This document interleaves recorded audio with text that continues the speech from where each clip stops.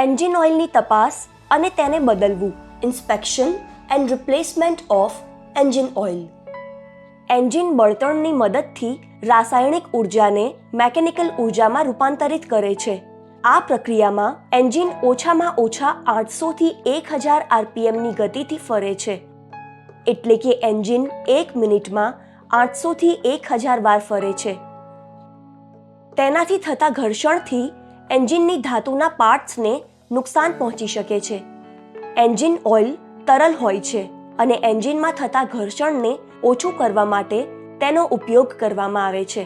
તો ચાલો આજે આપણે એન્જિનમાં જે ઓઇલ હોય છે તેની તપાસ કરીશું અને સાથે જ ખરાબ ઓઇલને બદલીશું. તેના માટે આપણને આ સાધનોની જરૂર પડશે: socket spanner, screw driver, T spanner, combination plier, long nose plier, funnel, engine oil, oil filter અને ઓ-રિંગ, ટ્રે, કોટન વેસ્ટ. સૌથી પહેલા તમને કેવી રીતે ખબર પડશે કે એન્જિન ઓઇલ ખરાબ થયું છે?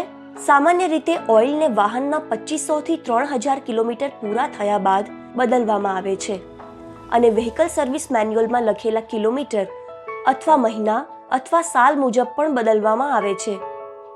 જો ઓઇલમાં ચિકાશ નથી અથવા બહુ કાળું થયું છે તો તેને બદલવામાં આવે છે. આ વાહનનું ઓઇલ વ્હીકલ સર્વિસ મેન્યુઅલ મુજબ બદલવાનું છે. તો ચાલો જોઈએ કે ઓઇલ કેવી રીતે બદલવામાં આવે છે. સૌથી પહેલા ગાડીને હાઇડ્રોલિક રેમ્પ ઉપર મેઇન સ્ટેન્ડની મદદથી ઊભી કરો અને ઇગ્નિશન સ્વિચ બંધ કરી દો. હાઇડ્રોલિક રેમ્પની મદદથી ગાડીને ઉપર ઉઠાવો. સુનિશ્ચિત કરો કે વાહન ઠંડુ થઈ ગયું છે. જો વાહન હાલમાં જ ચલાવવામાં આવ્યું હોય તો એન્જિનના પાર્ટ્સ બહુ ગરમ હોય છે.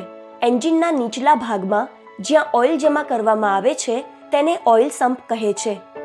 એન્જિનમાં ઓઇલ લેવલને જોવા માટે ઓઇલ લેવલ ઇન્ડિકેટર અથવા ઓઇલ લેવલ ગેજ એટલે કે ડીપ સ્ટિકનો ઉપયોગ કરવામાં આવે છે. આ વાહનમાં આપણે ઓઇલનું લેવલ માપવા માટે ઓઇલ લેવલ ઇન્ડિકેટરનો ઉપયોગ કરીશું, જે આ પ્રકારનું દેખાય છે. ઓઇલ લેવલ ઇન્ડિકેટર પર લખેલ મેક્સિમમ અને મિનિમમ લેવલને જુઓ.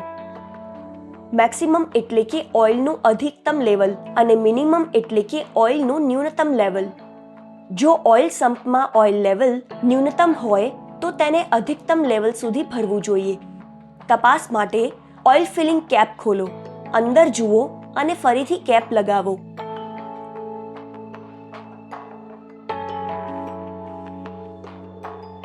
સૌથી પહેલા સ્ક્રૂ ડ્રાઈવરની મદદથી ડાબી બાજુનું બેલી પેન કવર ખોલો અને ઓઇલ ટ્રેને ડ્રેન બોલ્ટની નીચે મૂકો.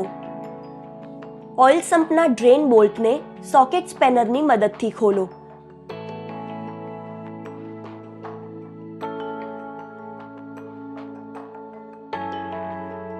અને લોંગ નોઝ પ્લાયરની મદદથી સ્ટ્રેનરને બહાર કાઢો. જો એન્જિન ઓઇલ કાઢતી વખતે ઠંડુ હોય તો વાહનને 2 મિનિટ માટે સ્ટાર્ટ કરીને રાખો. તેનાથી એન્જિન થોડું ગરમ થશે અને આખા એન્જિનનું ઓઇલ કાઢવામાં સરળતા રહેશે. ડ્રેન બોલ્ટ દ્વારા એન્જિન ઓઇલને ટ્રેમાં ભેગું કરો.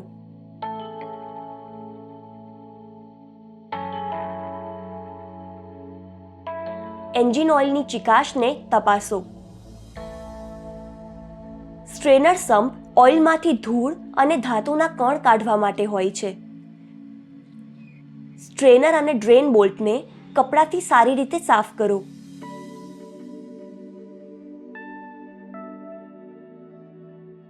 ડ્રેન બોલ્ટના ઓ રિંગને સ્ક્રૂ ડ્રાઈવરની મદદથી કાઢો અને તેને સાફ કરો.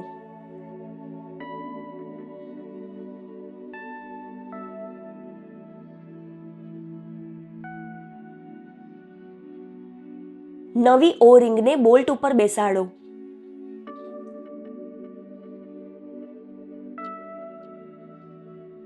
સાફ કરેલા સ્ટ્રેનરને બેસાડો અને બોલ્ટને સોકેટ સ્પેનરની મદદથી કસીને ફિટ કરો.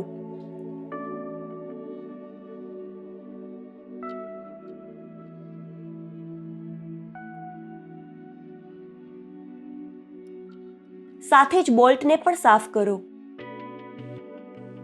હવે સ્ક્રૂ ડ્રાઈવરની મદદ વડે જમણી બાજુના બેલી પેન કવરને કાઢો. ટી સ્પેનરની મદદથી ઓઇલ ફિલ્ટરનું કવર કાઢો. ઓઇલ ફિલ્ટર એન્જિન ઓઇલમાં ગંદકી, જેને અંગ્રેજીમાં કન્ટેમિનન્ટ કહે છે, તે થવાથી રોકે છે અને તેને સાફ રાખે છે. લોંગ નોઝ પ્લેયરની મદદથી ઓઇલ ફિલ્ટર એન્જિનમાંથી બહાર કાઢો. સાફ કપડાની મદદથી ફિલ્ટર કેસિંગ સાફ કરો.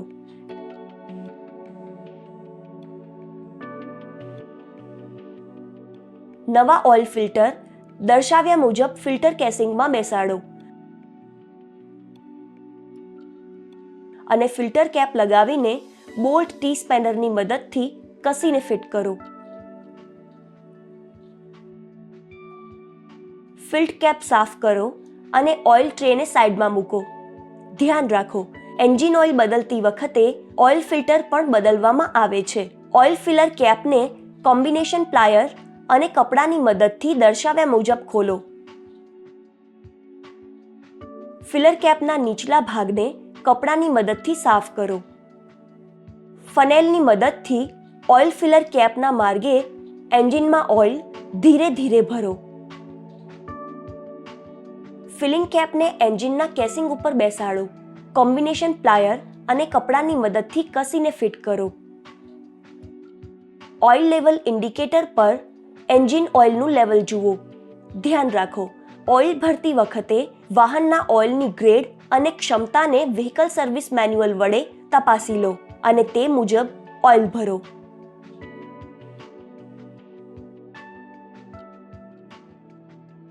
વાહનને સ્ટાર્ટ કરીને 2 મિનિટ સુધી ચાલુ રાખો, જેના કારણે ઓઇલનો પ્રસાર સમગ્ર એન્જિનમાં થશે. ઓઇલ લેવલ ઇન્ડિકેટર પર ઓઇલના લેવલનું નિરીક્ષણ કરો. જો ઓઇલનું લેવલ મેક્સિમમ લેવલથી ઓછું હોય તો તેને મેક્સિમમ લેવલ સુધી ભરો. તેની સાથે સાથે એન્જિન ઓઇલ ક્યાંય લીક તો નથી થઈ રહ્યું ને, તેનું નિરીક્ષણ કરો. ડાબી અને જમણી બાજુના બેલી પેન કવરને સ્ક્રૂ ડ્રાઈવરની મદદથી બેસાડો. ઉપયોગમાં લીધેલા તમામ સાધનને ટૂલ ટ્રોલીમાં સાફ કરીને મૂકો.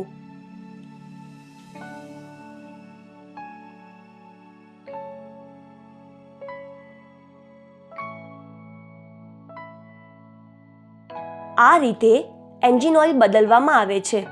જો એન્જિન ઓઇલ યોગ્ય સમયે બદલવામાં ન આવે તો એન્જિનના પાર્ટ્સમાં ઘર્ષણ થઈ શકે છે, જેના કારણે એન્જિનના પાર્ટ્સને નુકસાન પહોંચી શકે છે. તેથી એન્જિન ઓઇલ બદલવું જરૂરી છે.